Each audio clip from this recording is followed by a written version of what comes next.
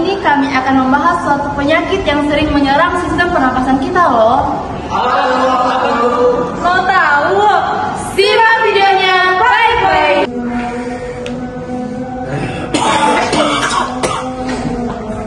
Stres ya karena belum dibayar saya sama majikanku. Belum dibayar kenapa?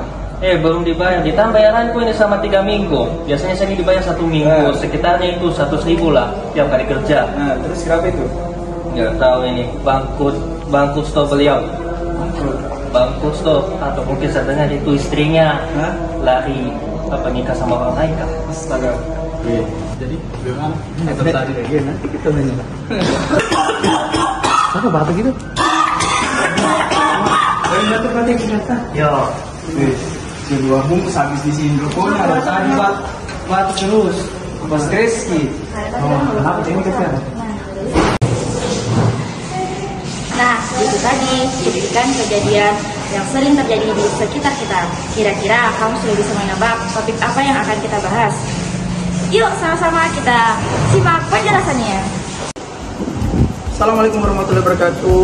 Halo teman-teman, perkenalkan saya Dr. Rahman Rusli. Saya masuk Fakultas Kedokteran Universitas Al-Khairiyah tahun periode 2023. Sebelumnya izin saya menjelaskan penyakit terkait kasus tadi, yang mana saya akan menyangkut pautkan dengan penyakit paru obstruktif kronik atau singkatannya PPOK.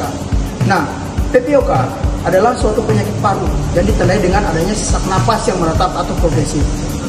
Penyakit ini terjadi akibat hambatan aliran udara pada saluran pernapasan. Nah, penyakit ini tidak sepenuhnya reversibel, dia bisa irreversibel. Karena apabila kita tidak obati, maka jatuhnya akan irreversibel, akan lebih parah.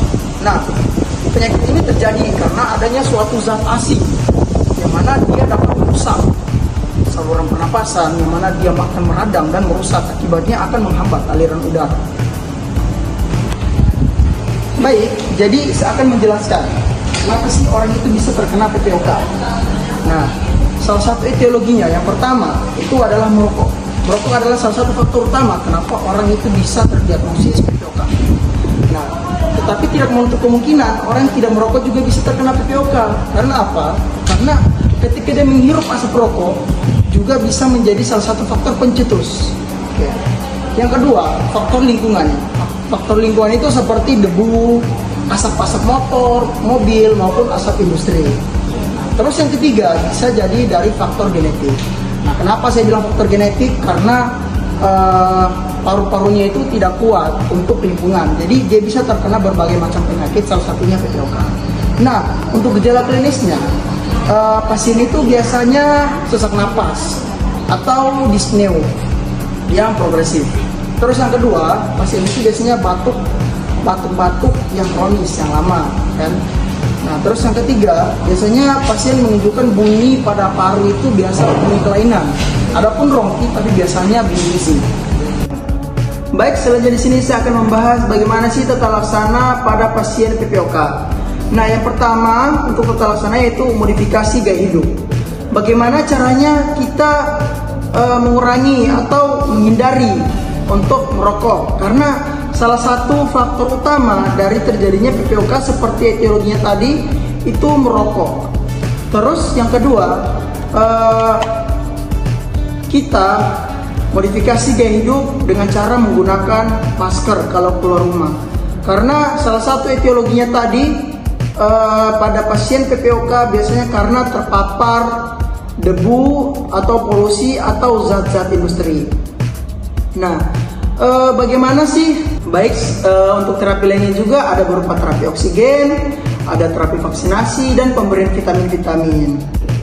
Baik, selanjutnya yaitu arrange, yang mana atur rencana tidak lanjut. Kita mengatur jadwal pasien, sering kontrol ke rumah sakit, agar kita dapat tahu perkembangan dari kesembuhan pasien. Baik, selanjutnya di sini adalah pengobatan terhadap pasien PPOK. Nah, untuk golongannya itu ada bronkodilator, ada kortikosteroid, dan ada obat tambahan seperti metilsantin. Nah, yang pertama bronkodilator. Nah, bronkodilator itu terbagi beberapa jenis, dilihat dari penggunaan jangka waktunya. Yang pertama ada SABA atau short acting beta 2 agonis. Nah, ini adalah obat singkat diberikan kepada pasien dengan eksaserbasi akut. Nah, contoh obatnya seperti salbutamol. Baik, selanjutnya di sini adalah LABA atau long acting beta 2 agonis. Contoh obatnya itu seperti formoterol. Nah, kenapa sih namanya long acting beta 2 agonis? Karena kerjanya lebih panjang, yaitu 12 sampai 24 jam. Biasa 1 kali sehari pada pasien PPOK. Yang ketiga yaitu sama atau short acting muscarinic antagonis. Contoh obatnya itu ipropium bromida. Nah, ini salah satu alternatif dari SABA. Apabila SABA tidak bekerja dengan baik, maka kita berikan obat sama ini, ipropium bromida. Nah, kerjanya itu dia lebih lama daripada SABA, yaitu 6 sampai 8 jam. Kalau SABA dia 4 sampai 6 jam. Baik, selanjutnya yaitu LAMA, long acting muscarinic antagonis. Contoh obatnya itu seperti tiotropium dan glycopyrronium. Nah, ini biasanya digunakan dengan LABA. Nah, selanjutnya yaitu tipe kombinasi. Nah, tipe kombinasi itu biasa dikombinasikan SABA dengan sama dan juga LABA dengan LAMA. Nah, gunanya untuk menghindari stadium-stadium yang lebih berat pada pasien PPOK. Nah, selanjutnya yaitu ada golongan kortikosteroid. Baik, selanjutnya yaitu golongan kortikosteroid. Nah, singkatnya saja, untuk kortikosteroid untuk menekan inflamasi apabila terjadinya peradangan. Nah, salah satunya itu ICS atau dia yang inhalasi, contohnya budesonide atau lainnya yaitu ada fluticasone. Nah, ini untuk biasanya pada pasien PPOK dia digabung dengan obat bronkodilator. Selanjutnya yaitu penggunaan obat bronkodilator maupun kortikosteroid pada pasien PPOK. Kapan sih kita berikan pada mereka? Nah, kita harus berdasarkan beberapa kategorinya. Kita lihat apakah kategori grup A, grup B, ataukah dia grup E dari PPOK. Nah, apabila dia grup A, maka kita berikan bronkodilator.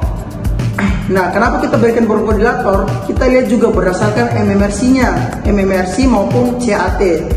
MMRC atau Modified Medical Research Council. Nah, itu ada 4 penilaian mulai dari 0, dan juga ada CAT atau COPD Assessment Test. Itu penilaiannya ada beberapa pertanyaan dan kita berikan nilai mulai dari 0 sampai 5. Nah, biasanya tidak normal apabila dia mulai dari 1 sampai 10 dan apabila dia lebih dari 10. Nah, jadi pada grup A kita berikan bronkodilator. Terus pada grup B kita kombinasikan LABA dan LAMA. Biasanya kalau pada grup B itu dia MMRC-nya dia lebih sama dengan 2. Terus CAT-nya itu dia sama dengan atau lebih dari 10. Nah, kalau pada grup A tadi dia MMRC-nya dia 0 sampai 1, sedangkan CAT-nya dia kurang dari 10. Nah, grup E, adapun grup E dia kombinasi LABA dan LAMA. Nah, pertimbangkan apabila biasa ditambahkan kortikosteroid jika eosinofilnya dia lebih dari 300 atau sama dengan 300. Nah, dari beberapa MMRC atau CAT tadi, kapan sih dikatakan pasien itu harus rawat inap? Nah, apabila MMRC-nya 0 sampai 1, biasa pasiennya tidak perlu rawat inap. Apabila dia lebih dari 2 eksaserbasi akut, maka pasien harus wajib rawat inap.